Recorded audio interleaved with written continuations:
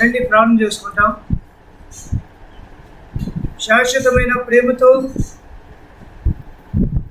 మమ్మల్ని ప్రేమించిన ప్రియమైన పరలోకపు తండ్రి, కృపా సత్య సంపూర్ణుడు మా దేవా,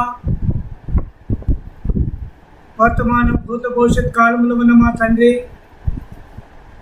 ఆదియును అంతమును అల్ఫా ఓ మేఘ అయిన మా ప్రభువా, ఈ ప్రేమ కుమారుడు, మా పరిశుద్ధత దేవుడు, మా సొంత రక్షకుడు, మా కొరకు కలవరిలో అమూల్యమైన రక్తమును చిందించి ఆ రక్తధారలతో దేవుని సొత్తుగా జనాంగముగా ప్రజలుగా చేసిన ప్రియ ప్రభు యేసుక్రీస్తు వారి ఆశ్చర్యంగా హెచ్చింపబడిన గొప్ప నామములో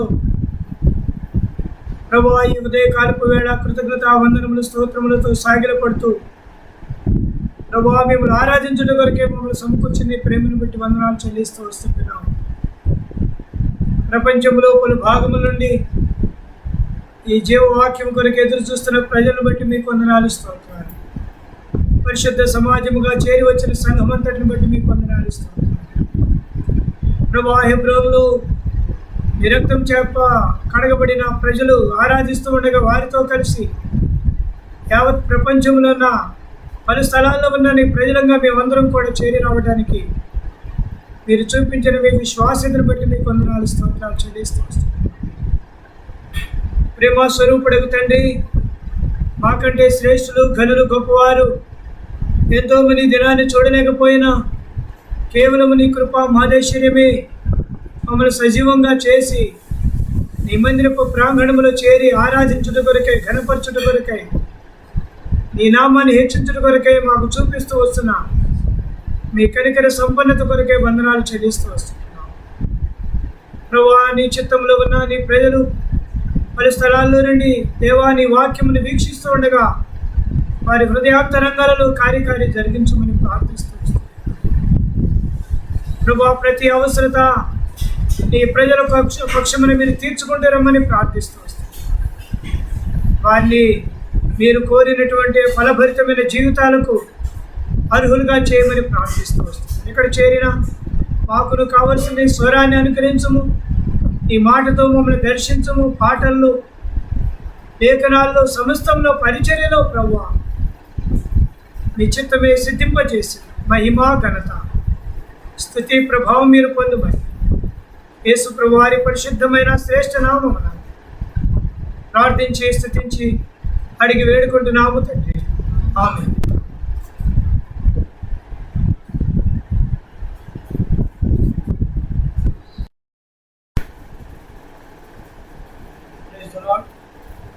మన ప్రభును ఆరాధించడం కొరకై దైవగ్రంథమైన బైబిల్లో నుండి యోహాను రాసిన మొదటి పత్రిక 4వ అధ్యాయం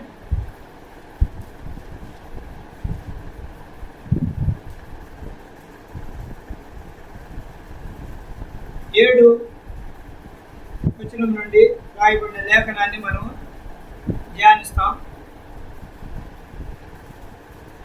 ప్రియులారా, మనము ఒకరినొకడు ప్రేమింతుము, ఏదైనగా ప్రేమ దేవుని మూలముగా కలుగుచున్నది. ప్రేమించు ప్రతివాడును దేవుని మూలముగా పుట్టినవాడే దేవుని ఎరుగును. దేవుడి ప్రేమ స్వరూపి, ప్రేమ లేనివాడు దేవుని ఎరుగడు. మనం ఆయన ద్వారా జీవించినట్లు దేవుడు తన అద్వితీయ కుమారుని లోకంలోనికి పంపెను. దీనివల్ల దేవుడు మన అందించిన ప్రేమ ప్రత్యక్ష పరచబడెను. మనము దేవుని ప్రేమించుకుని కాదు, తానే మనలను ప్రేమించి మన పాపములకు ప్రాయశ్చిత్తము ఇవ్వటకు తన కుమారుని పంపెను. ఇందులో ప్రేమ ఉన్నది. ఈ లేఖన భాగాలు మనం చూసినప్పుడు దేవుని యొక్క ప్రేమ విలువలు మనకి జ్ఞాపకం చేయబడతా ఉన్నాయి. మనము ఆయన మూలముగా పుట్టాలని, మనము ఆయనను ఎరగాలని, మనం ఆయన ద్వారా జీవించాలని, ఆయన మన ఇచ్చిన ప్రత్యక్ష పరచబట్టు కొరకై యేసుక్రీస్తు వారిని పంపినాడని మనము ఎరగవలసిన స్థితి. తర్వాత ప్రభువైన యేసుక్రీస్తు వారు మనల్ని ప్రేమించి మన పాపములకు ప్రాయశ్చిత్తమైనటకు ఆయనే ప్రత్యక్షపరచబడ్డాడు. అదే మనలో ఉన్నటువంటి ప్రేమ ప్రత్యక్ష. వీటన్నిటిని బట్టి చూస్తే మానవుడు దేవుని ఎరగాలని, దేవుని మూలముగా పుట్టినవాడని ఎరగాలని, దేవుని మూలముగా జీవించేవాడని ఎరగాలని, దేవుడే మన పాపములకు ప్రాయశ్చిత్తమై యేసుక్రీస్తు వారిగా ఈ లోకంలోకి జీవించి మరణించి లేచినాడని మనం ఎరగాలని ప్రభు యొక్క ఉద్దేశం.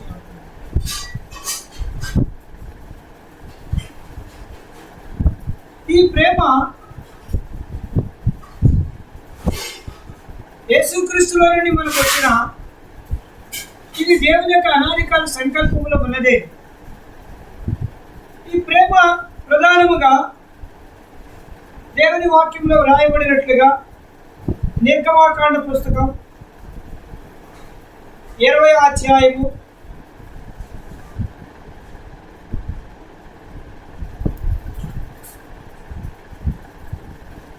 20వ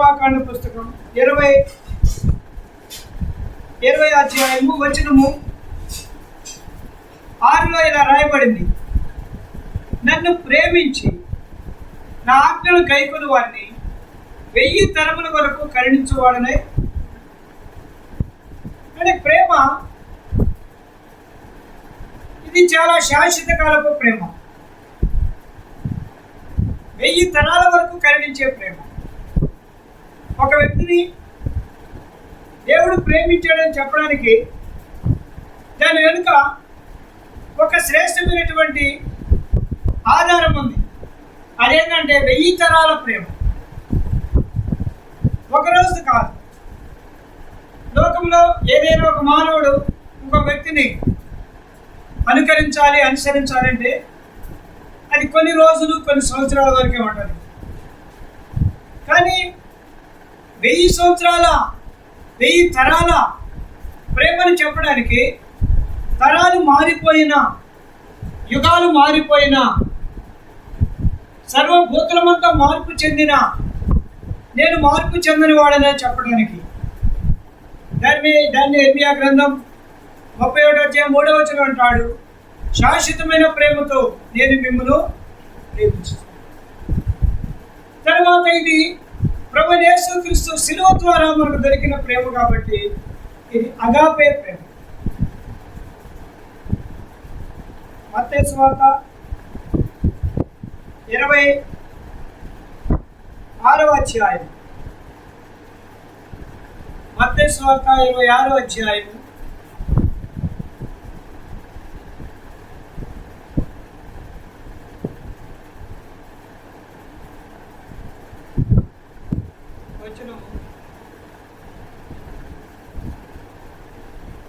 38వ వచనం: అప్పుడు యేసు, మరణమగునంతగా నా ప్రాణము బహు దుఃఖములో మునిగి ఉన్నది.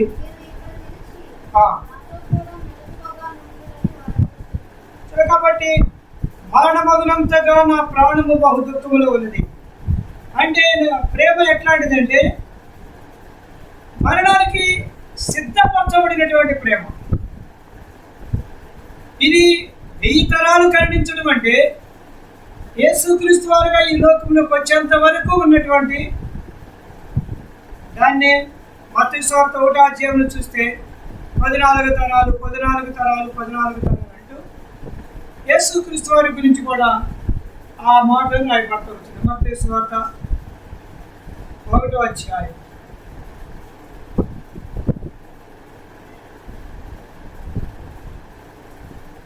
17వ వచనం: ఇట్లా అబ్రహాము మొదలుకొని దావీదు వరకు 14 తరములు, దావీదు మొదలుకొని యూదులు బబులోనుకు కొనిపడిన కాలం వరకు 14 తరములు, బబులోనుకు కొనిపడిన మొదలుకొని క్రీస్తు వరకు, అంటే తరాలలో ఉన్నటువంటి ప్రేమని చెప్పడానికి ఈ లేఖనం మనకి జ్ఞాపకం చేయబడుతుంది. 1000 తరాల అంటే అప్పటికి 72 తరాలైనవి. ఇంకా ఇప్పటికి ఇంకా 2000 సంవత్సరాల 2021 సంవత్సరం అయింది. ఇప్పటికి కొన్ని తరాలు అయిపోయినాయి. ఇంకా ఎన్ని తరాలైనా మారని ప్రేమ అది. మలాకి అంటాడు 3:6లో, యెహోవానని నేను మార్పు లేని వాడను కనుక యాకోబు సంతతి వారైన మీరు.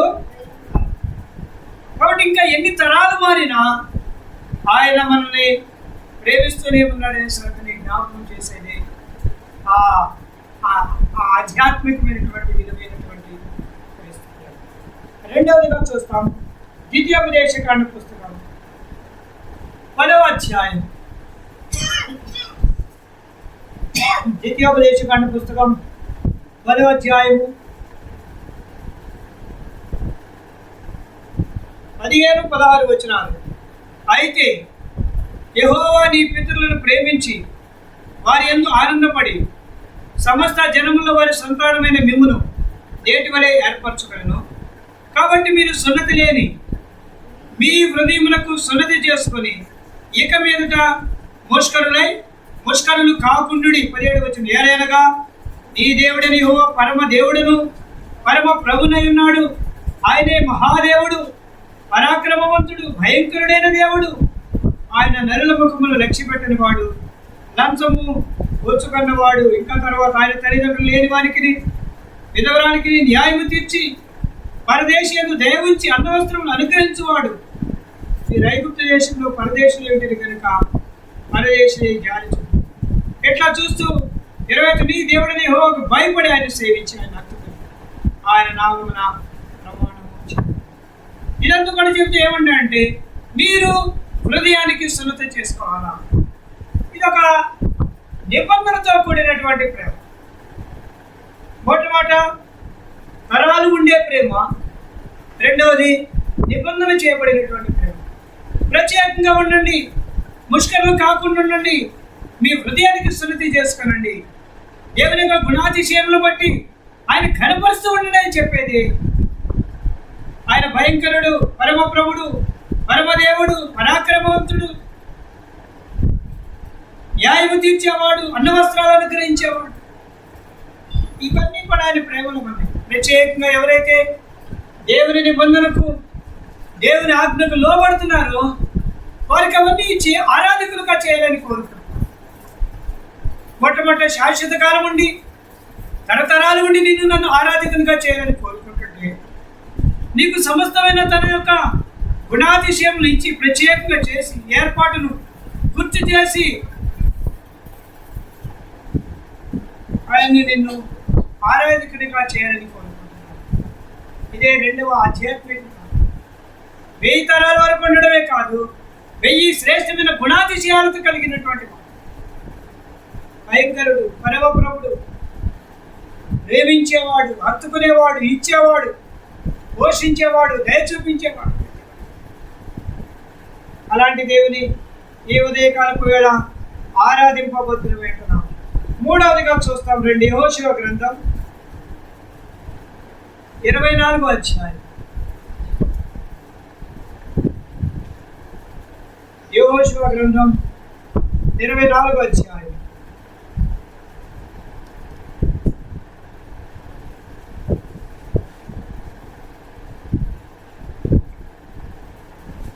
వచనం లేదా 16వ వచనం నుండి 20 వచనాల్లో ఉన్నటువంటి లేఖనాల్లో అర్థవంతమైన మాట 19వ వచనం ఉంది. మీ స్వాస్యమైన దేశము అపవిత్రముగా ఉండినలా యెహోవా మందిరముందు యెహోవా స్వాధీన దేశములకు మీరు వచ్చి మా మధ్యన స్వాస్యము తీసుకొనుడి. ఇదంతా కూడా మీరు జాగ్రత్తగా ఉండాలి. లేకపోతే మీరు యెహోవా మందిరం యొక్క విలువను ఎరగటమే ప్రేమించడని చెప్పడానికి యెహోషువ చివరి రోజుల్లో చెప్తున్నాడు. ఏమంటే ఆ 16వ వచనంలో దేవుని మీద మీరు ఎలా తిరుగుబాటు చేస్తున్నారు అంటారు. ఆ పేరు విషయంలో మనం చేసిన దోషం మనకు చాలదా అంటారు. 20వ వచనంలో జరావు కుమారుడు ఆకాను ప్రతిష్ఠితను తిరుగుపడినప్పుడు సర్వ సమాజం మీదకి కోపం రాలేదా? ఆ దోషము ఆ మనుషుడు ఒక్కడే మరణమాయన. అంటే పేరు దోషం ఆకాను దోషం, పితరుల దోషం, అన్ని దోషాలు మన మీద ఉండి దేవుని మీద కోపం తిరుగుబాటు చేస్తున్నప్పుడు మనకున్న ఆధారం ఏంటంటే ఆయన స్వాస్థ్యమైన దేవుని మందిరంలో, దేవుని స్వాస్థ్యంలో కలుసుకొని ఆరాధించడే. అదే ఆయన మొట్టమొదటైన తరాల వెంబడి తరాలు గతించిపోయినప్పుడు ఈ కుమారుడు యేసుక్రీస్తు వారిని ఇచ్చాడు. ఆయన బట్టి స్వాస్యముగా, ఆయన బట్టి ప్రత్యేకంగా ఉండాలని కోరుకుంటూ వస్తున్నాడు. మూడవది, ఆయన స్వాస్యమైన దేవుని మందిరములోకి వచ్చి తిరుగుబాటు స్వభావాన్ని మాని, దోషాన్ని, అతిక్రమాన్ని, పాపాన్ని, అపవిత్రతను అన్నింటినీ పవిత్రపరచుకుంటూ వెళ్ళమని, ఆరాధికులుగా చేయమని చెప్తున్నాడు. ఇదే ఆయన చేసినటువంటి గొప్ప ప్రేమ అనే సోదరి ఉదయకాలంలో జ్ఞాపకం చేస్తూ వస్తున్నాం. దాన్ని అంటాడు 16 నేడు బలిపీఠమును కట్టుకొని నేడే యెహోవాను అనుసరించడం మాని. దేవుని బలిపీఠం మాని కోపం తెచ్చుకోవద్దు. ఈ బలిపీఠమే ఆరాధన అనే సంగతిని జ్ఞాపకం. తిరుగుబాటు దేవునికి దూరంగా చేస్తూ ఉంటే బలిపీఠం వాడికి దగ్గరగా చేసుకుంటూ వస్తుంది. బలిపీఠంలో కూడా ప్రభువు యేసుక్రీస్తు వారు ఉన్నారని సంగతిని మనము జ్ఞాపకం చేయబడుతుంది. కాబట్టి మొట్టమొదట ఆయన 1000 తరాల వరకు కరుణిస్తాడు. రెండోదైన ప్రత్యేకపరుస్తూ వస్తున్నాడు. మూడోదైన మందిరం యొక్క స్వాస్థ్యంలోనికి తీసుకుంటూ వచ్చి పితరులు చేసినటువంటి కోపము, దోషం, పాపము లేకుండా ఆయన స్వాస్థ్యముతో కలిసి ఆనందింపజేస్తూ వస్తున్నాడు. 4వదిగా రండి, యెషయా గ్రంథం 65వ అధ్యాయం. యెషయా గ్రంథ పుస్తకం 65వ అధ్యాయము 21వ వచనం నుండి.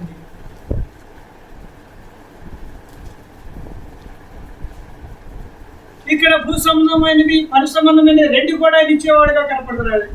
శ్రేష్టమైన నివాసములు కూర్చున్న మాటలు. 21వ వచనం. జనులు ఇండ్లు కట్టుకొని వాటిలో కాపురి ముందురు, ద్రాక్ష తోటలు నాటించుకొని వాటి ఫలములు అనుభవించరు. వారు కట్టుకునే ఇండ్లలో వేరొకరు కాపురం ఉండరు. వారు నాటుకుని ఉన్న వాటిని వేరొకరు అనుభవింపరు. నా జనుల ఆయుష్యము వృక్షాయుష్యం అంతా ఆగును. నేను ఏర్పరచుకున్న వారు తాము చేసుకున్న దాని ఫలములు పూర్తిగా అనుభవించరు. వారు వృధాగా ప్రయాసపడరు. ఆకస్మికంగా కలుగు అపాయములందరికీ పిల్లలు కనరు. వారి యెహోవా చేత ఆశీర్వదింపబడిన వారెవరు? వారి సంతానపు వారు వారి అందరే. ఇది భౌతికమైనటువంటి నివాసములు కూర్చొని సంగతి.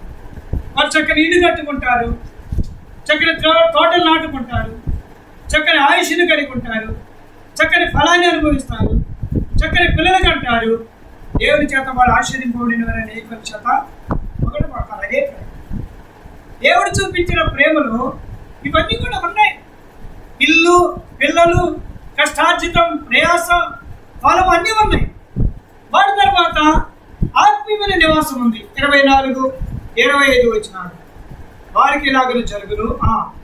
వారు వేడుకొనకు మునుపు నేను ఉత్తరం ఇచ్చేదను. వారు మనవి చేయించుండగానే అక్కడ ప్రార్థన కూడా ఉంది. 25 వచ్చిన. తోడేళ్లును గొర్రె పిల్లలు కలిసి మేను, సింహము ఎద్దును గడ్డి తినును, సర్పములకు మన్ను ఆహారమును, నా పరిశుద్ధ పర్వతములు అవి హాని అయినను నాశనమైన చేయకూడదు. పరిసంబంధమైన నివాసం. అక్కడ తోడేళ్ళు లాంటి వారు వచ్చి గొర్రెపిల్లతో కలిసి వేస్తారు. సింహం వచ్చి ఎద్దు వలె గడ్డి తినడం, అంటే సామాన్యమైన ఆహారాన్ని. సర్పమునకు సామాన్యమైన మన్ను ఆహారం ఏది ఉంటే అదే తినటం. క్రూర మృగాలను లేక విష పురుగులు తినడానికి అవసరం. ఆది అనేది నాశనమైంది ఏది చేయదు. ఇది పరిసంబంధమైన నివాసం. ఇది ప్రేమతో.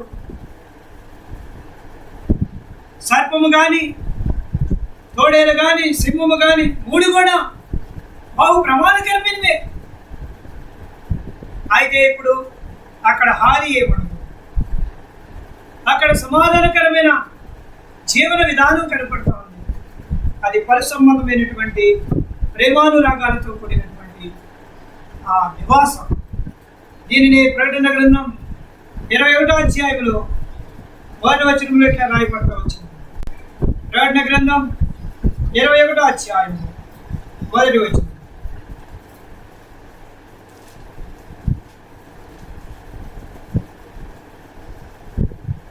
3వ వచనం. అప్పుడు ఇదిగో దేవుని నివాసము మనుషులతో కూడగలది, ఆయన వారితో కాపురముడును, వారైన ప్రజలై ఉండును, దేవుడు తానే వారి దేవుడై ఉండి వారికి తోడై ఉండును. ఆయన వారి కన్నులెదుట కన్నుల ప్రతి బాష్ప బిందువును తుడిచివేయును, మానవిక ఉండదు, దుఃఖమైన ఏడ్పైన వేదనైన ఉండదు, మొదటి సంగతులు గతించిపోయినని సింహాసనములో నుండి వచ్చిన గొప్ప స్వరం చెప్పుట.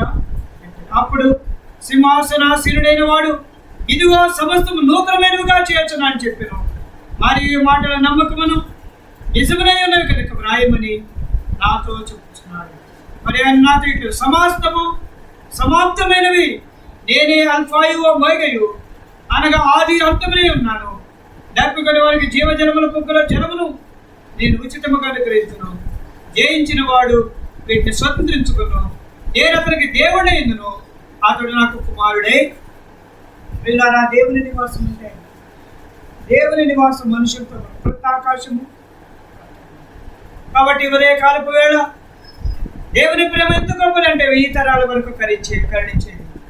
దేవుని ప్రేమ ఎంతదంటే సున్నతి, హృదయ సంబంధమైన సున్నతి ప్రత్యేకంగా చేసి ఆయన గుణాతిశయాల్లో ఐక్యం చేసేది. అంతేనా? దేవుని ప్రేమ ఎలాంటిదంటే, దేవుడు యెహోవా మందిరం యొక్క స్వాస్థ్యమునిచ్చి దేవుని మీద తిరుగుబాటు చేసినటువంటి పేరు ఆకాదు లాంటి భయంకరమైనటువంటి దోషక్రియలన్నింటినీ క్షమించి శుద్ధీకరించి పవిత్రపరిచి ఆయన స్వాస్థ్యంలో చేర్చేది. అంతేనా? దేవుని ప్రేమ నివాసం ఇచ్చి, శాశ్వతమైన నివాసం ఇచ్చి, దేవునితో నివాసం ఇచ్చి, పర సంబంధమైన నివాసంలోకి వచ్చేది.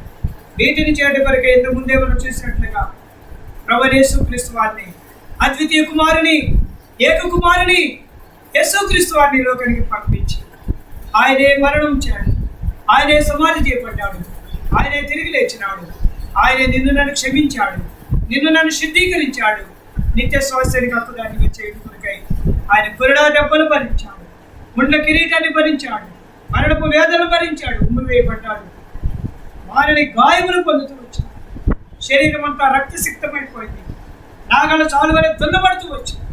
ఏమి చెల్లించి రుణం తెచ్చుకున్నాం. అందుకే ఇంకా నిన్ను నన్ను మన తరతరాలను ఆయన కనికరిస్తూ కరుణిస్తూ నడిపిస్తున్నటువంటి కలువరి. ఈ కరోనా కష్టకాలంలో ఎంతో మంది మరణించుండగా నేను మనం ఇంకా సజీవంగా ఉన్నామండి. ఇది దేవుని యొక్క అపారమైనటువంటి విశ్వాసతను నమ్మి ఆయనకు కృతజ్ఞతాస్తుతులు చెల్లిద్దాం, ఆయన సాగిలపడదాం, ఆరాధిద్దాం. అట్టి కృప పరిశుద్ధాత్మ దేవుడు ఈ ఉదయకాలపు వేళ నీకు నాకు మనందరికీ అనుగ్రహించునుగాక. రండి, వాక్య పెరుగులు ప్రభుని స్తుతించి ఆరాధిద్దాం. దేవా, చెల్లిస్తూ వస్తుంటున్నాం.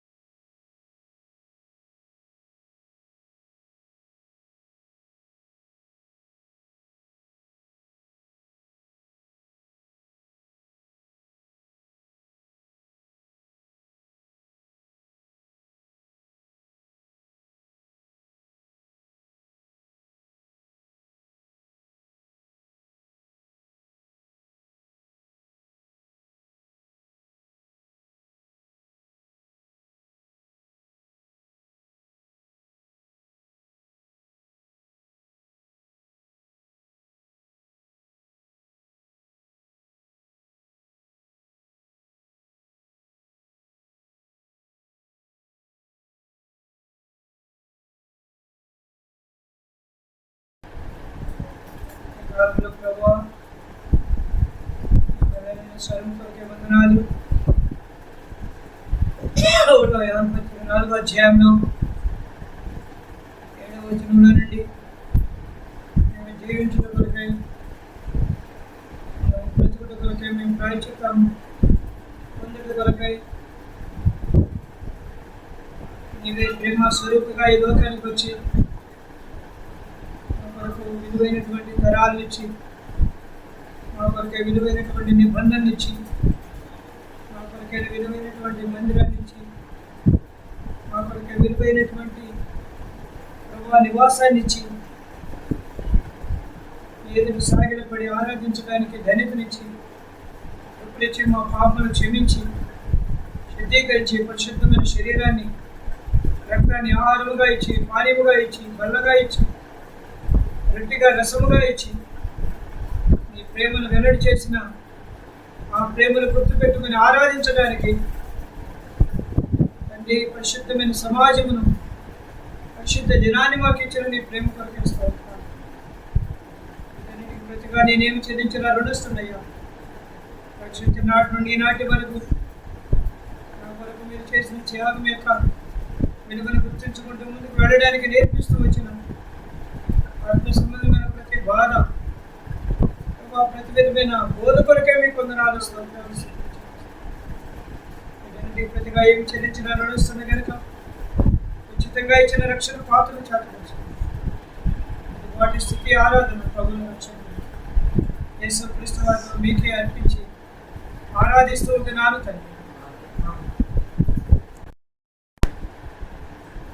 రండి, పరిశుద్ధమైన బలలో ప్రవేశించడానికి దేవుని గ్రంథమైన బైబిల్లో నుండి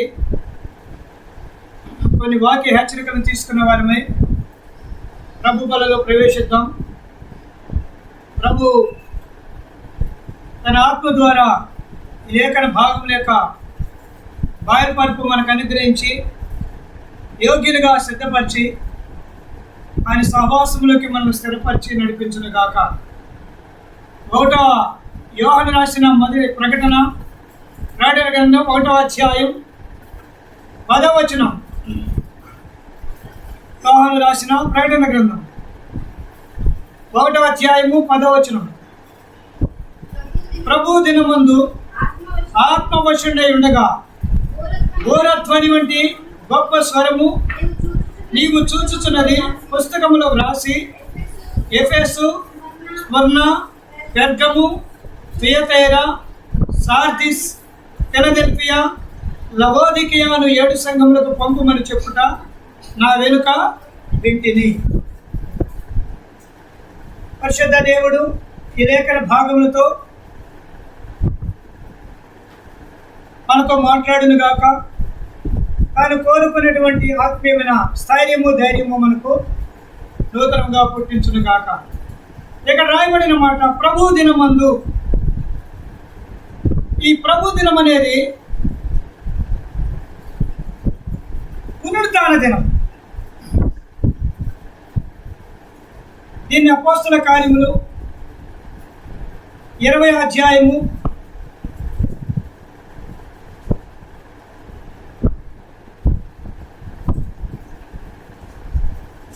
7వ వచనములో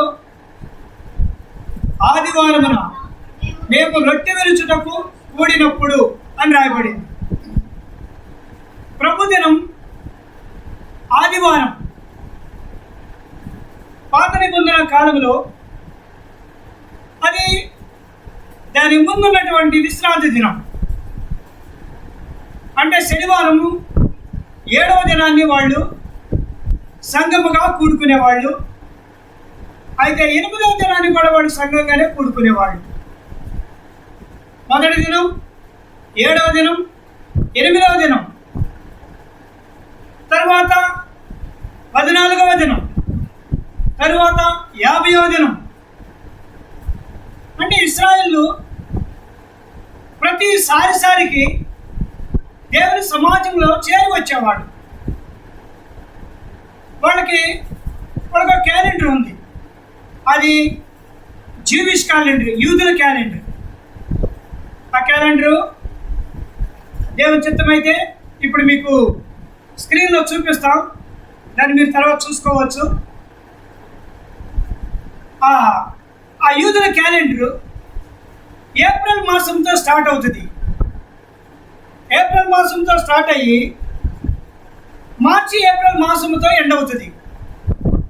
మొన్న జనవరితో స్టార్ట్ అయ్యి డిసెంబర్ తోటి ఎట్లా ఎండ్ అవుతుందో వారికి ఏప్రిల్ మాసంతో స్టార్ట్ అవుతుంది. మొదటి నెల అబీబు నెల అని రాయబడింది. ఈ అబీబు నెల వారికి ఏప్రిల్ మాసంలో స్టార్ట్ అవుతుంది.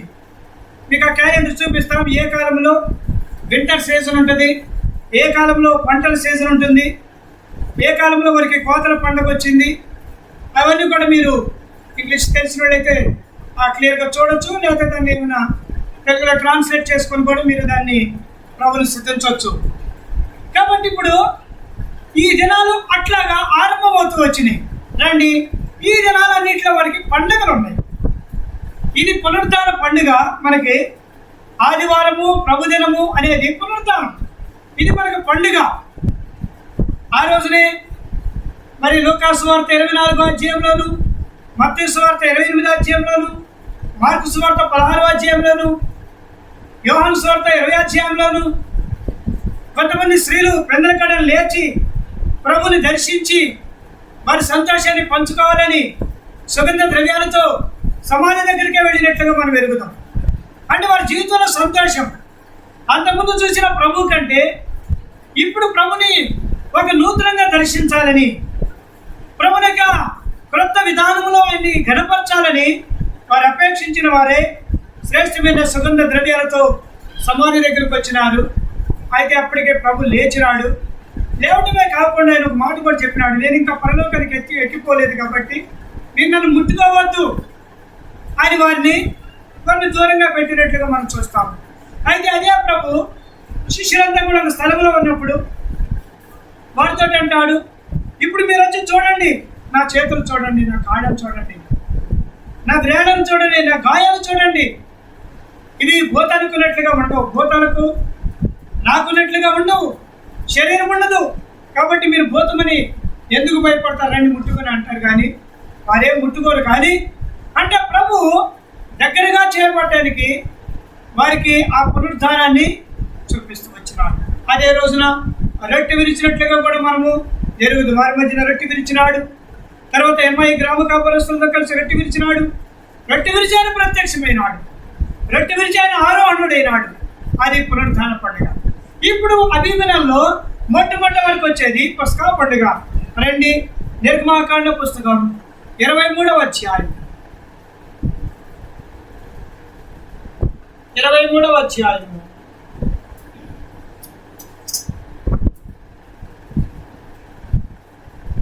5వ వచనం. ఒక్క నిమిషం. లేవియాకాండం 23వ అధ్యాయం.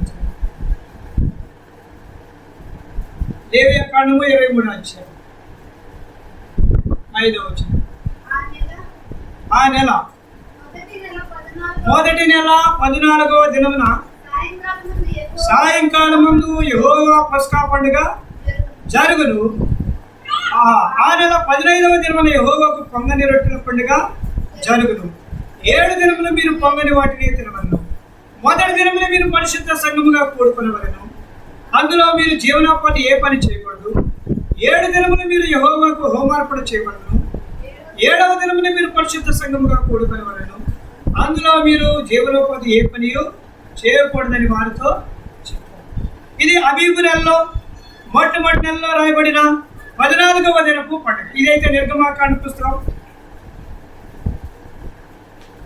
12వ అధ్యాయము 1వ వచనములో ఈ మాట రాయబడుతుంది. మోషే అహరోనులు ఐగుప్తు దేశంలో ఉండగా యెహోవా వారితో ఇలాగ సెలవిచ్చారు, నెలలో ఈ నెల మీకు మొదటిది, ఇది మీ సంవత్సరములకు మొదటి నెల.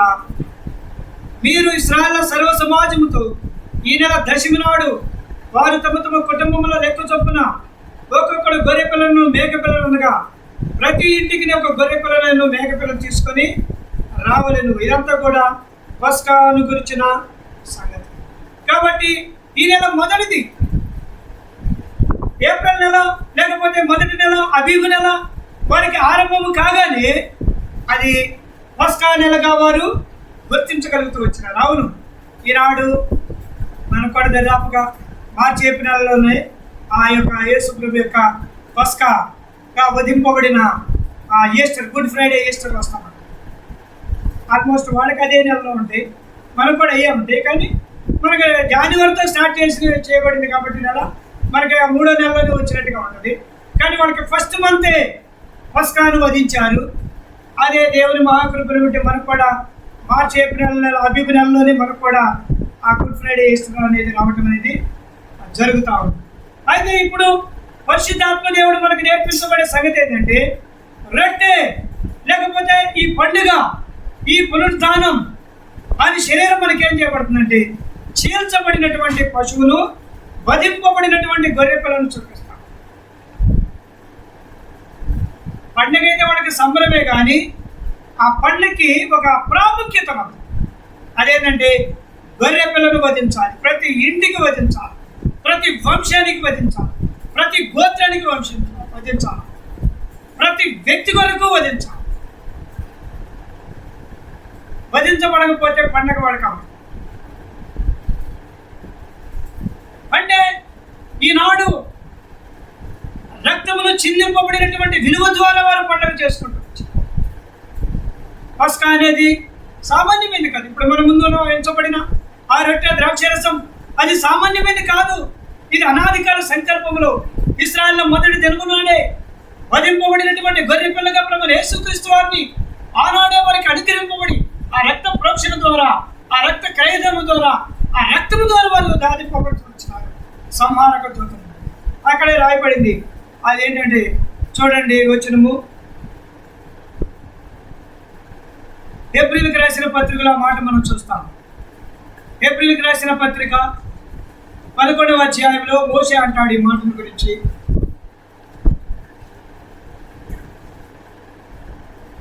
28వ వచనం, తొలుచూలు పిల్లలను నాశనము చేయవాడు ఇశ్రాయేలును ముట్టకుడి నిమిత్తము అతడి విశ్వాసమును బట్టి పస్కాను రక్త ప్రోక్షణ ఆచారమును ఆచరించెను.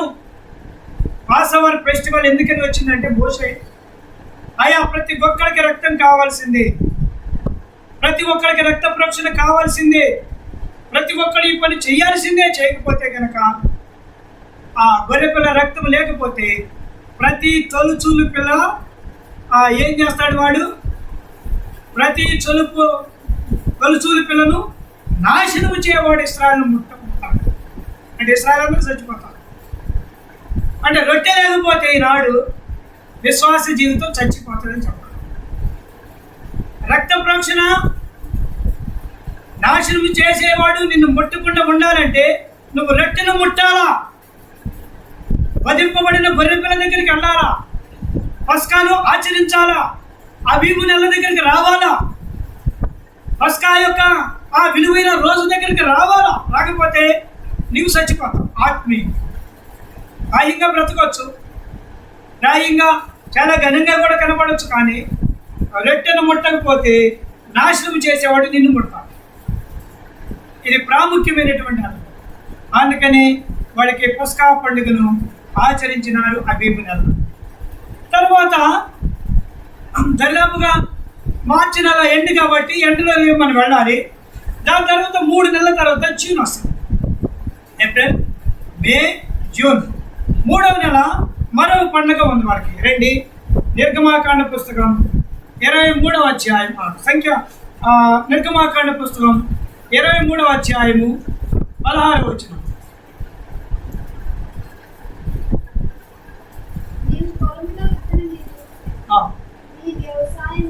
వ్యవసాయములు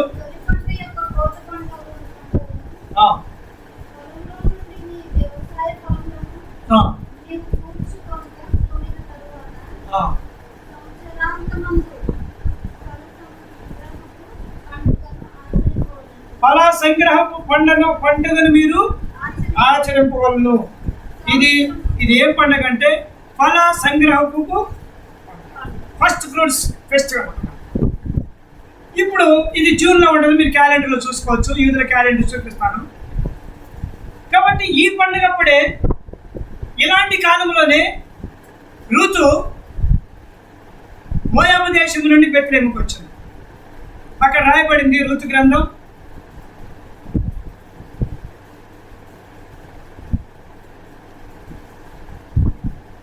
1వ అధ్యాయము 22వ వచనం. అట్లు నయోమియు ఆమెతో కూడా మోయాబురాలైన రూతును ఆమె కోడలను మోయాబు దేశంలో తిరిగి వచ్చిరి. వారిద్దరూ యవన కోత ఆరంభములో బెత్లెహేమునకు వచ్చిరి.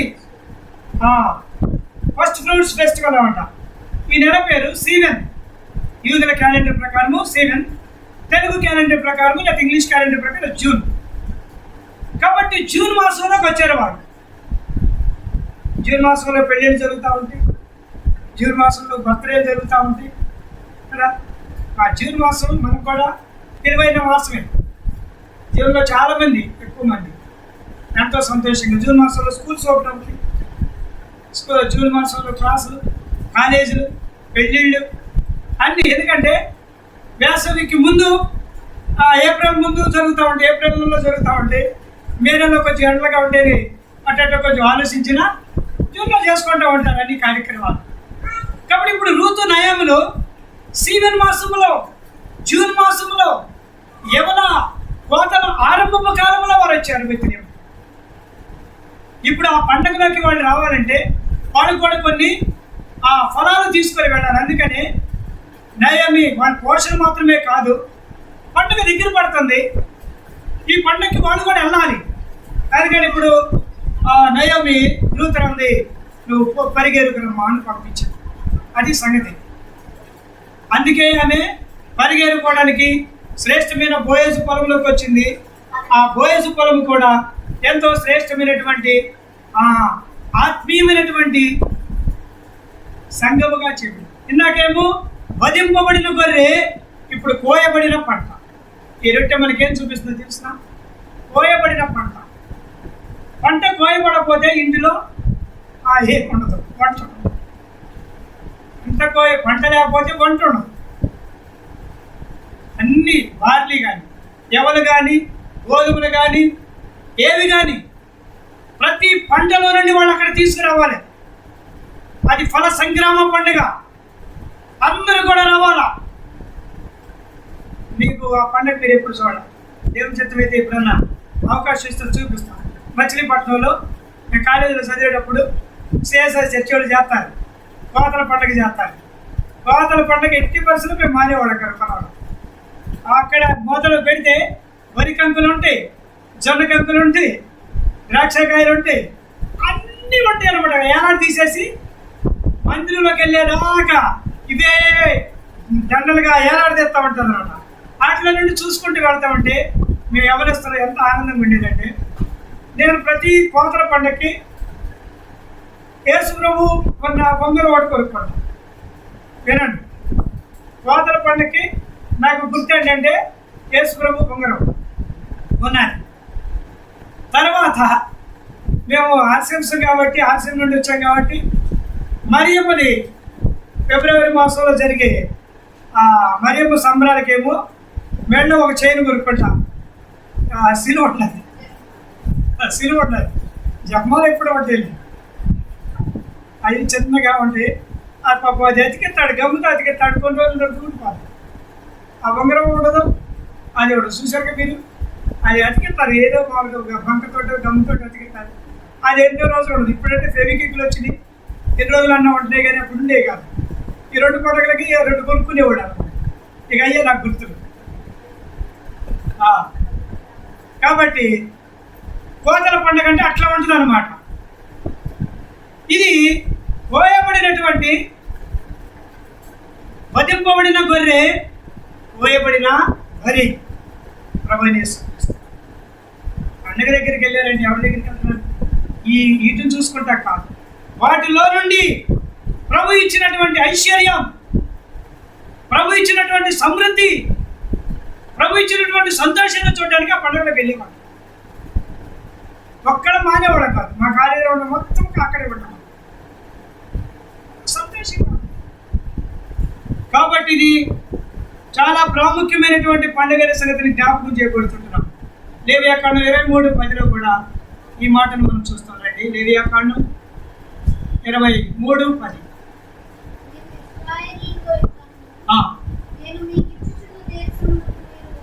వచ్చి దాని పంటను కోయినప్పుడు మీ మొదటి పంటలో ఒక పనులు యజమానునికి యాజకుని యొద్దకు తేవలెను. యెహోవా మిమ్మల్ని అంగీకరించినట్లు అతడు యెహోవా సన్నిధిని ఆ పనులు అల్లాడింపవలెను. విశ్రాంతి దినమునకు మరుదినమున యాజకుడు దాన్ని అల్లాడింపవలెను. కాబట్టి దాన్ని తీసుకెళ్ళి, ఆ పనులను తీసుకెళ్ళి అల్లాడిస్తాడు. మీకు రక్షణ, మీకు పంట కోత పండుగ చేస్తారుగా, అవును, వేడికి చేస్తారు. అందుకని యాజకుడికి ఖచ్చితంగా మోపించేయాలి. ఆ కోత కోసం బస్తారా, ఇప్పుడు బస్తాలు ఇదివరకు ఒక మోపు, ఆ ఒక మోపు పంటలో ఖచ్చితంగా యాజకుడు పోసుకొని వెళ్ళిపోయేవాడు. అది ప్రతిష్ఠించాలి. మేము కూడా ఇచ్చేవాడు, మేము కూడా మాకు పాస్టర్లు ఇచ్చేవాళ్ళు, మేము కూడా ఒక పంట, ఒక మోపు ధాన్యం, అదే బొడ్డు ఇచ్చేవాడు. ఆ తర్వాత బస్తాల దగ్గరికి వెళ్ళి అనుకోండి.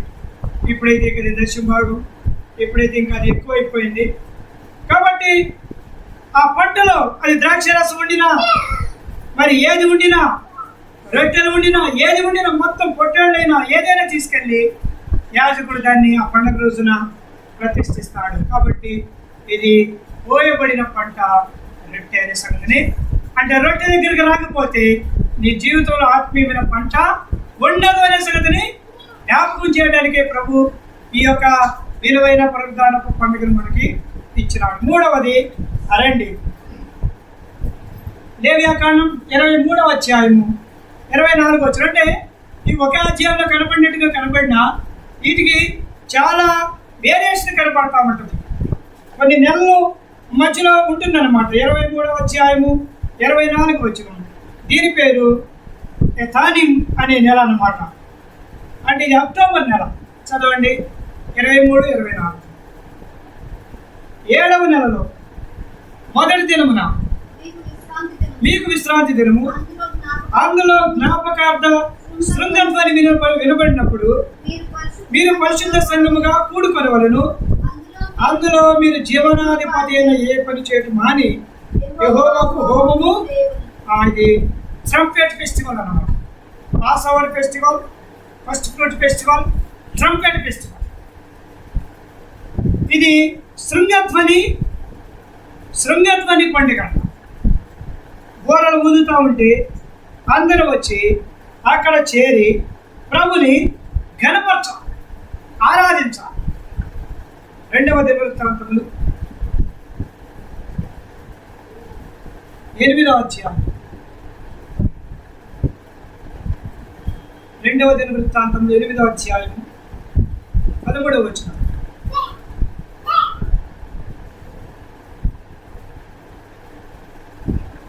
మోషే ఇచ్చిన ఆజ్ఞను బట్టి విశ్రాంతి దినములందును, అమావాస్యలందును, నియామక కాలములందును, సంవత్సరములకు ముమ్మారు జరుగు పండుగలందును, అనగా పులియని రొట్టెల పండుగలందును, వారముల పండుగలందును, పర్ణశాల పండుగలందును యెహోవాకు దహన బలులు అర్పించుచు వచ్చెను. అక్టోబర్ నెలలో జరగవలసిన ఫెస్టివల్ అన్నమాట. ఈ నెలలో యతానిము నెలలో ఏ పాత్రము శృంగధనుల పండుగ కానీ, లేకపోతే ఇక్కడ రాయబడినట్టుగా ఆ వారముల పండుగ కానీ, పర్ణశాల పండుగ కానీ జరగాల్సింది. అంటే పర్ణశాల పండుగ అంటే అది డెడికేటెడ్ ఫెస్టివల్ అన్నమాట. అది కూడా ఉంటుంది. ఇక దీనిని ఈ శృంగధనుల పండుగని ఏమంటారంటే, దీన్ని ఇంకొక మాట కూడా అంటారు, హోలీ కాన్వికేషన్ అంటారు. శృంగధనుల పండుగని హోలీ కాన్వికేషన్, ఓదటం అన్నమాట. అంటే అందరూ కూడా గ్యాదర్ అవ్వాలి. సంవత్సరానికి 3 సార్లు గ్యాదర్ అవ్వాలి ఇశ్రాయేలు పురుషులు. దాంట్లో హోలీ కాన్వికేషన్ అనేది ఒకటి. అంటే పరిశుద్ధ సమాజ కూడిక అని చెప్పడం. అందరూ వచ్చి ఏం చేస్తారంటే గోరలు ఊదుతూ ఉంటారు. ఎజ్రా గ్రంథం 3వ అధ్యాయము 4వ వచనం, ఎజ్రా పుస్తకం. వీళ్ళు కొనసాగించారు. సొలొమోను కొనసాగించాడు, ఎజ్రా కొనసాగించాడు. ఎజ్రా గ్రంథం 3వ అధ్యాయము 4వ వచనం. మరియు గ్రంథమును బట్టి వారు పర్ణశాల పండుగను నడిపించి ఏ దినమునకు నియమింపబడిన లెక్క చొప్పున ఆ దినపు దహన బలి విధిని చొప్పున అర్పింపసాగిరి. తరువాత నిత్యమైన దహన బలి, అమావాస్య యొక్కలు, యెహోవా యొక్క నియామకమైన పండుగలకు ప్రతిష్ఠితమైన దాన బలులు ఒక్కొక్కరు తెచ్చిన స్వేచ్ఛార్పణలను అర్పించుచూ వచ్చిరి. 7వ నెల మొదటి దినము నుండి యెహోవాకు దాన బలులు అర్పింప మొదలుపెట్టిరి. అయితే యెహోవా మందిరం యొక్క పునాది ఇంకా పునాది మందిరం లేకపోయినా 7వ నెలను మాత్రం వారు ఫస్ట్ నెల, తర్వాత 3వ నెల, తర్వాత 7వ నెల ఈ యొక్క బూరల ధ్వని అయితే పరిశుద్ధ సమాజముగా చేరి వచ్చి ఆ పర్ణశాల పండుగను వాళ్ళు జరిగిస్తూ వచ్చినారు. తర్వాత ఇక్కడ చూస్తాము 4వది అక్టోబర్ తర్వాత వారికి డిసెంబర్ నెల వస్తుంది. డిసెంబర్ చూడండి, యోహాను సువార్త 10వ అధ్యాయము 22వ వచనం.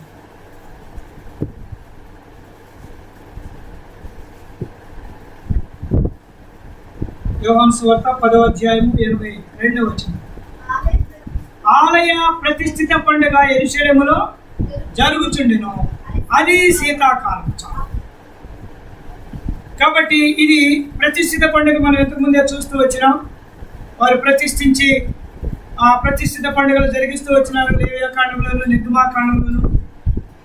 శీతాకాలం వచ్చే పండుగ ఇది. ఈ నెల కిస్లీం అన్నమాట. ఆ మాసం పేరు. ముందేమో ఆదారు, రెండవ నెలేమో ఏమన్నా సీవెను, మూడవదేమో మూడవది ఏం పండుగ, 3వ నెల ఏడు నెలది యథానిము, 4వది కిస్లీం. ఈ పండుగ ఇది కరెక్ట్గా శీతాకాలం వస్తుంది, అంటే డిసెంబర్ మాసంలో వస్తుంది. ఈ నెలలో ఏం చేయాలంటే ప్రతిష్ఠిత పండుగ జరగాలి, అంటే డెడికేషన్, శాంక్టిఫికేషన్. ముందేమో కోయబడిన వధింపబడిన గొర్రె, రెండవది కోయబడిన పంట, మూడవది ఊదబడిన బూర, ట్రంపెట్. అర్థమైనా అక్కడ మనం ఊదబడిన బూర, అది కూడా ప్రభువైన యేసుక్రీస్తుని గురించే జ్ఞాపకం. అది ఆ డెడికేషన్ అనేది బూర ఊదటం, అంటే ప్రభుని లోకానికి చాటి చెప్పడం.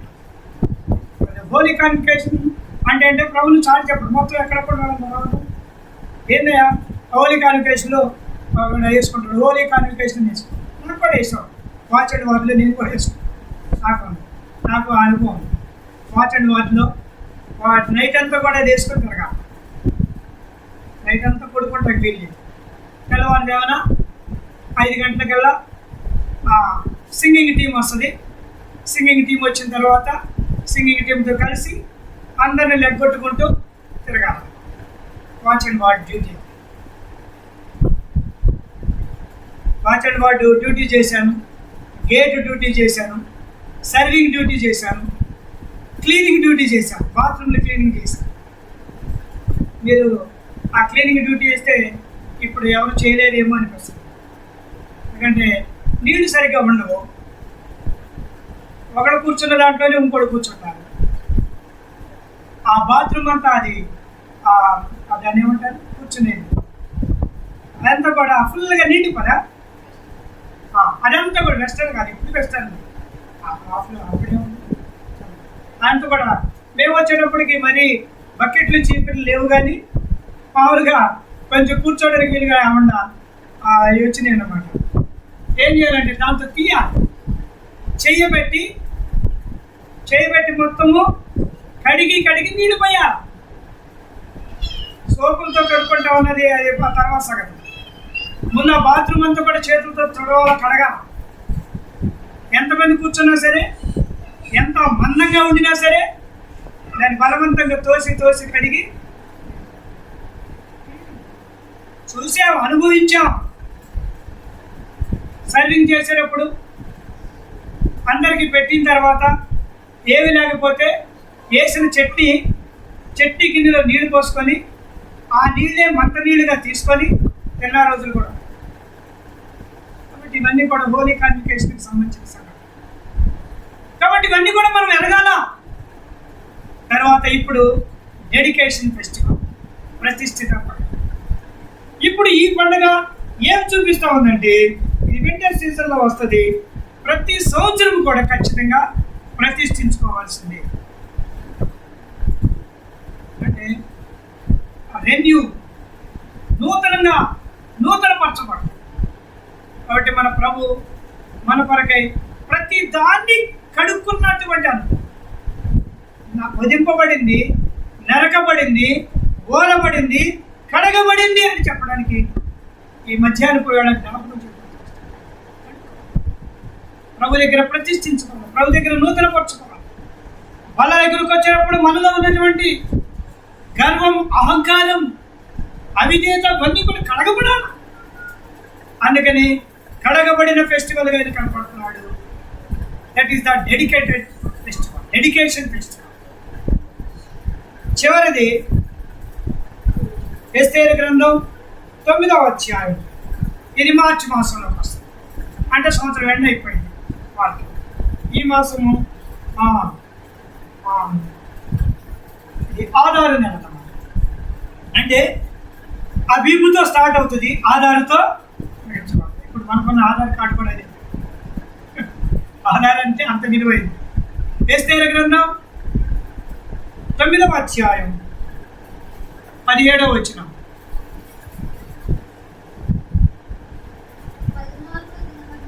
పద్నాలుగవ దినమందును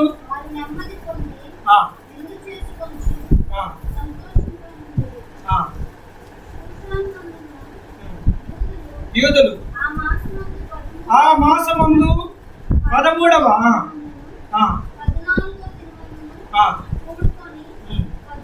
15వ దినమందును నెమ్మది పొంది విందు చేసుకొని సంతోషించుకోండి. 19వ వచనం. కాబట్టి ప్రాకారము లేని ఓడల్లో కాపురమున్న గ్రామవాసులైన యూదులు ఆధారు మాసము 14వ దినమందు సంతోషంగా ఉండి అది విందు చేయదగిన శుభదినమని కొన్ని ఒకరికొకరు బహుమానులు పంపించుకోవచ్చు.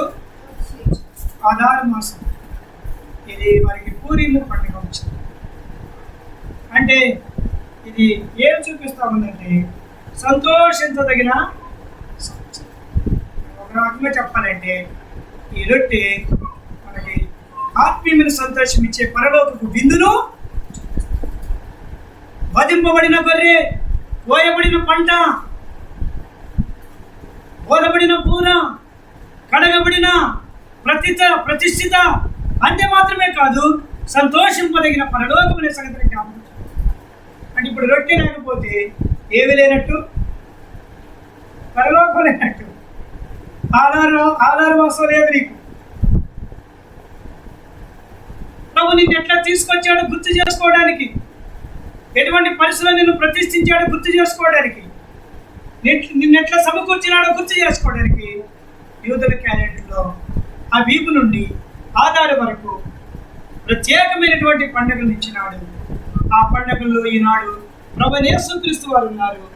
ఆ పండుగలోకి నన్ను ఆయన సమకూర్చారు.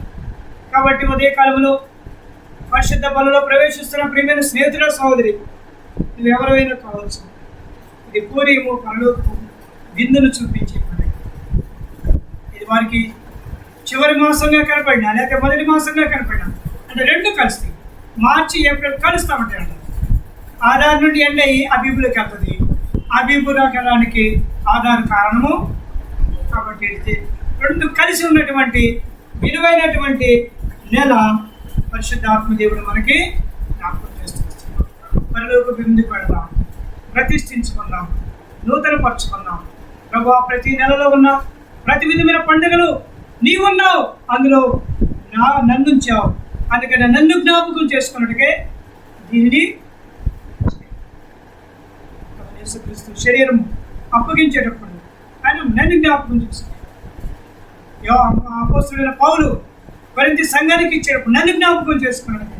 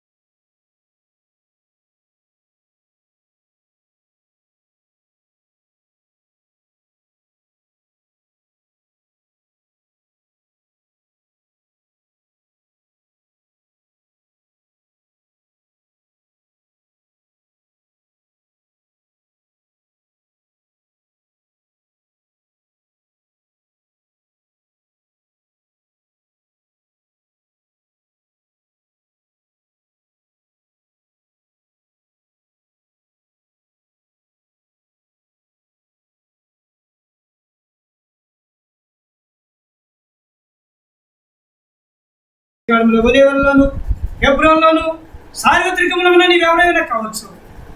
పరలోకము కోరి ఆధారం లేకపోతే, సమకూర్పు లేకపోతే, ఆ విందులో నీవు లేకపోతే పరలోకములో ఉండవని ఆయన శరీరం నిన్ను నన్ను హెచ్చరిక చేస్తుందని సంగతిని జ్ఞాపకం చేసుకొని యోగ్యంగా ప్రతిష్ఠింపబడి ప్రభు బలలో ప్రవేశిద్దాం. పరిశుద్ధాత్మ దేవుడు మనకు తోడుగా ఉండి నడిపించి సహాయపడాలి. ఆమేన్. ఆశీర్వాదంతో ఆరాధన ముగిస్తాం. శాశ్వతమైన ప్రేమతో మమ్మల్ని ప్రేమించిన ప్రియమైన పరలోకపు తండ్రి, కృపా సత్య సంపూర్ణ మా దేవ, మీ పొందనాలు, స్తోత్రాలు. అదే కాలం నుండి ఇప్పటి వరకు ఆరాధనలో మీరు మా ఇంట్లో చూపించిన దయ కొరకే వందనాలు. పాటల్లో మీరు చూపించిన మీ విశ్వాసత కొరకే వందనాలు. పరిశుద్ధమైన బలలో యోగ్యంగా పాల్పొమ్మలు కలిగి ఉండడానికి ఇచ్చిన కృప కొరకే వందనాలు. ఆరాధించడం కొరకే కావాల్సిన లేఖనాన్ని మీరు అందించినారు. మీ పొందనాలు.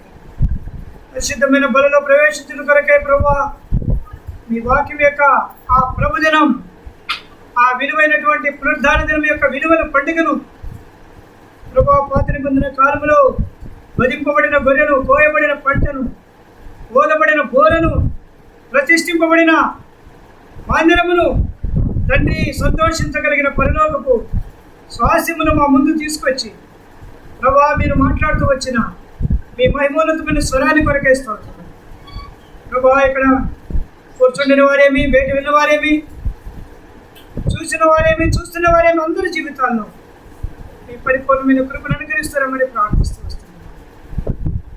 తండ్రి, మీ దయాహస్తం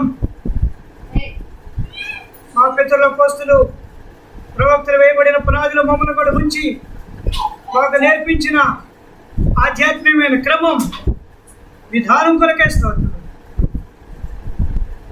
దర్శనములకు విధేయం కాకుండా జాగరూకులమైన సేవిస్తూ పరలోకము సంఘ దర్శనమును సంపూర్ణంగా కొనసాగిస్తూ మీ పరిచర్య కొరకై మమ్మల్ని నడిపిస్తున్నాం. ప్రేమతో నీటికి తీసుకురాబడిన ఈవులను ఆశీర్దించు. ఈ వారమంతట్లో నీ కృపాక్షేమాలు మెండుగా ఉంచు ప్రభువా. ప్రతి స్థలంలో జరిగే ప్రతి విధమైన కోరికలను మీరు ఆశీర్వాదకరంగా చేయండి.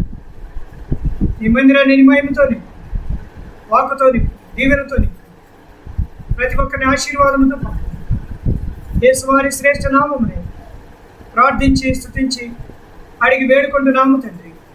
ఆమేన్. ప్రభువైన యేసుక్రీస్తు కృపయు, తండ్రి దేవుని పారమైన ప్రేమ, పరిశుద్ధాత్మ దేవుని అన్యోన్య సహవాసం మనకున్న సకల పరిశుద్ధులకు సదాకాలము తోడుగా ఉండి నడిపించును. ఆమేన్.